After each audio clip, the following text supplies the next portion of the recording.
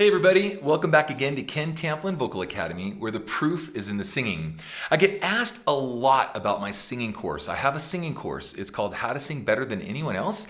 And as we're doing a bunch of these vocal reactions and I'm doing all these different song demonstrations, and today I'm going to go ahead and take on Bad Company, and the song is Bad Company. I've done a few Bad Company pieces myself. I'll put those in the description. But in my singing course, we actually go through and I walk you through step by step how to get to all of these different styles of music, tones, textures, how to get more range, stamina, power, pitch, control, vibrato, stop your voice from cracking, you name it. We cover it in the course. And so with that said, I'm going to put it right here, and you can see it at kentamplinvocalacademy.com. Come by and check it out, and check out my free singing forums. We have thousands of singers in there also negotiating, discussing, and working out the details of how to sing like this. Now, Paul Rodgers is one of my all-time favorite singers, so I'd love to just dial this in. I have not seen this, but I've seen them a lot, so I'm expecting great things from Paul because I've never seen a bad night from this guy. So let's check it out. Here we go.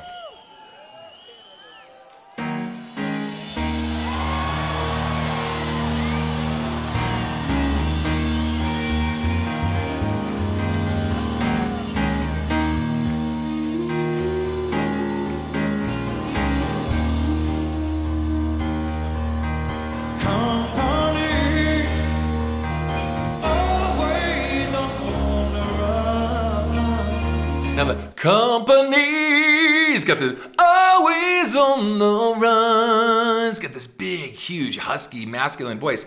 But usually he sings with a smaller tone, so I'm suspecting that he's going to go into that tone. And he also uses a raised laryngeal position. A lot of always on the run, right? So he adds a little bit of that flavor. So practice this with me, my singing friends out there.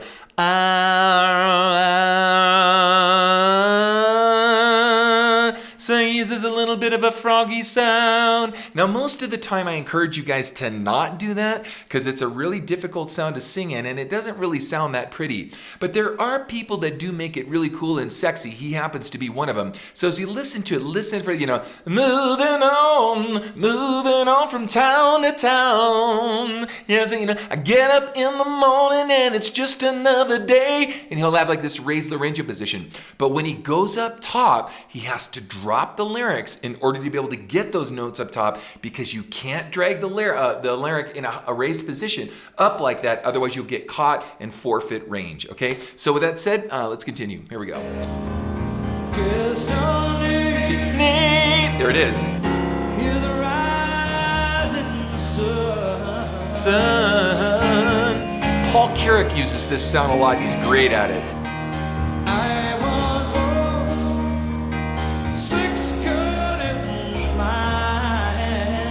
My hands. I love his use of soul. He's just very unique in his use of soul. And also, guys, look at this guy. He's buff, he's tan, he looks good. I want to say he's pushing 70. I'd have to look this up. I didn't look this up beforehand, but I think he's like pushing 70 years old. Singing this great, looking this great, playing this great, just killing it, guys. So case in point, I have, in my course, I discuss this too. You can sing well into your 70s, even 80s, because the voice is a muscle. Actually, it's a group of muscles. And if you treat them like such, like any muscle in your body with correct information and good athletic, working out every day and, keeping them in good shape, you can sing like Paul into his 70s. Seriously, straight up. Here we go. Behind the gun, I'll make my final stand.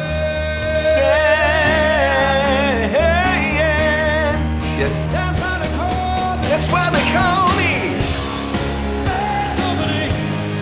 I won't deny. Perfect pitch, man.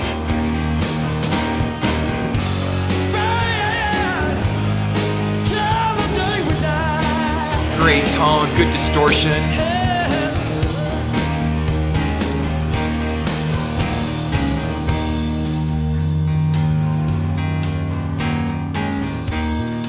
Playing, singing at the same time.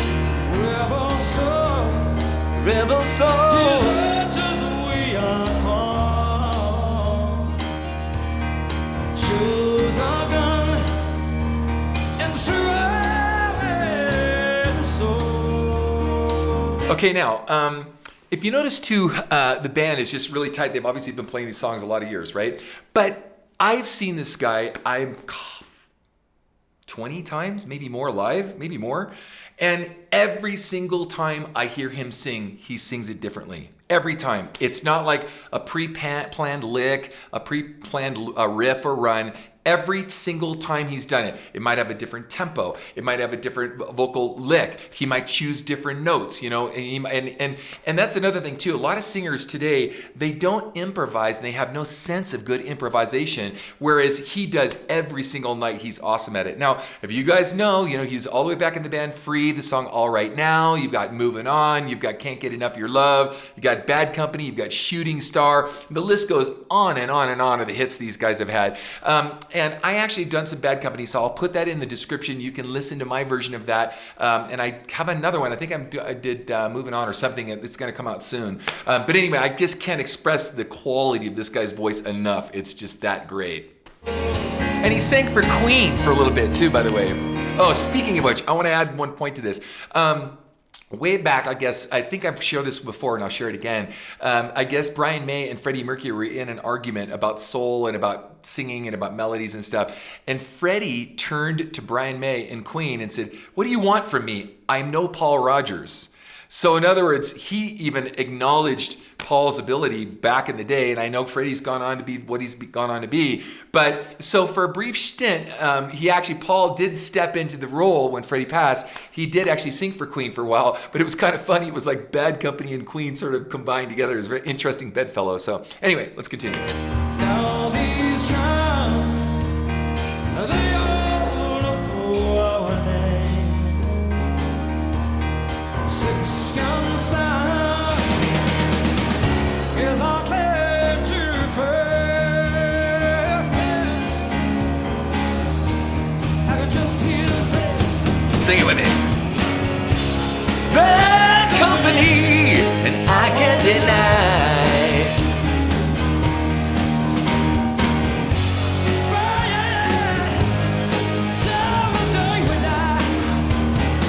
What a voice.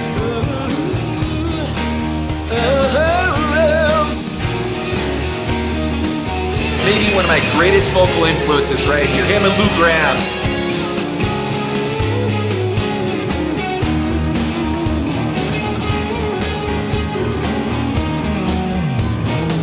Now, I just did a vocal reaction. I'm doing some reactions today, and I just did a recent Lynyrd Skynyrd Simple Man. I did a reaction to that. And these guys are very similar in their approach to music. They sound very middle America, and the songs are very simple, though the players in them are great players. He's obviously a phenomenal singer.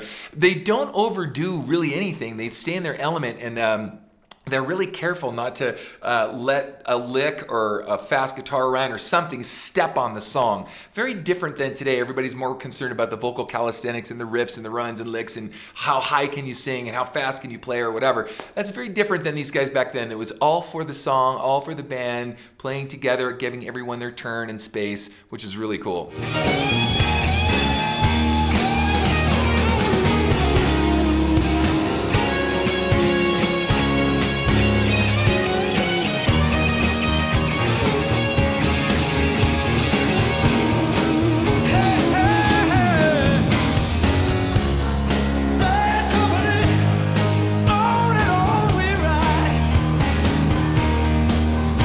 That tone. Bad Company.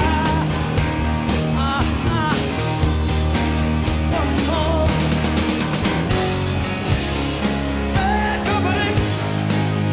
Come on and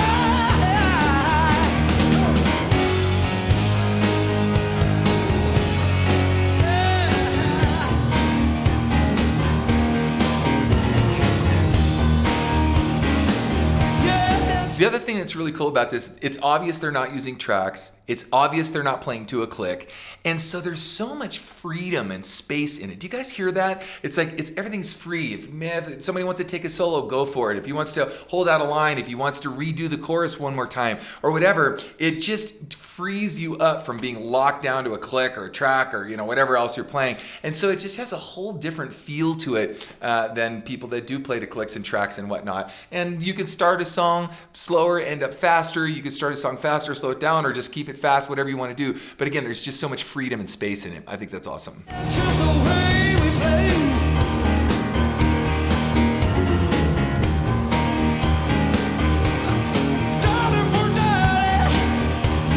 Good note choices.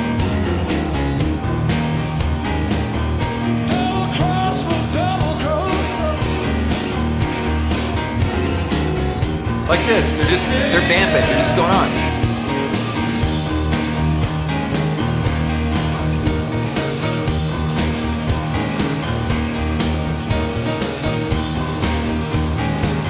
Good pocket.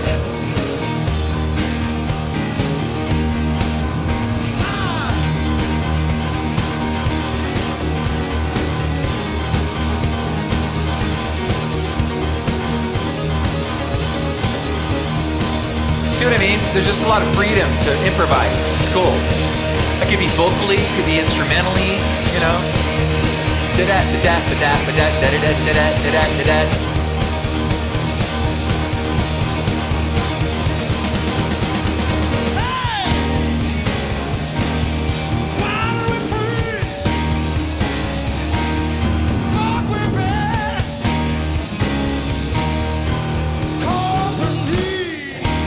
Bad company.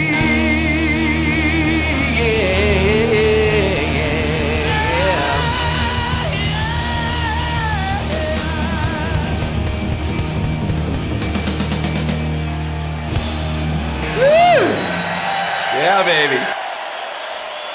So now I challenge you guys to go back and listen, even pull up the original or pull up any of the stuff that he's done live. Paul Rodgers, I challenge you. I challenge you.